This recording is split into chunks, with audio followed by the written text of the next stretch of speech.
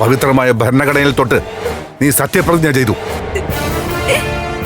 ജാതിയോ മതമോ സ്വജനപക്ഷപാതമോ ഒന്നും നടത്തില്ലെന്ന്. എന്നിട്ടിപ്പോ വോട്ട് ചെയ്ത ജനങ്ങൾക്ക് നേർക്ക് നീ കാർക്കിച്ച് തുപ്പുമായിരുന്നു. ഇത് ദേവിക സ്വയപ്പെട്ടതല്ല, ആരോ ദേവികയെ കൊണ്ടത് ചെയ്യിപ്പിച്ചതാണ്. അല്ലെങ്കിൽ തന്നെ ആരെങ്കിലും പറഞ്ഞ ഒപ്പിട്ട് കൊടുക്കാൻ ഇവിടെ 4ാം ക്ലാസ്സിൽ പഠിക്കുന്ന കുട്ടിയോ? ദേവിക, എന്താ നടന്നത്?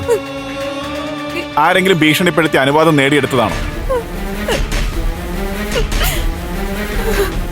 എന്താണെന്ന് പറ. ഇപ്പൊ തന്നെ DGPക്ക് റിപ്പോർട്ട് ചെയ്യാം. അതൊന്നും വേണ്ട. കണ്ടില്ലേ, അറിഞ്ഞുകൊണ്ട് തന്നെയാ എല്ലാം സംഭവിച്ചിരിക്കുന്നത്. ഒന്ന് നിർത്ത്. എന്തായാലും ശരി, നന്ദന്റെ ഭാര്യയല്ലേ ഇവള്, നമ്മുടെ മോള്. ആക്ഷേപിക്കുന്നതിനൊക്കെ ഒരു അതിരുണ്ട്. അത് ശരി, ഇപ്പൊ വാദി പ്രതിയായോ? ആരെ ആക്ഷേപിച്ചെന്ന്?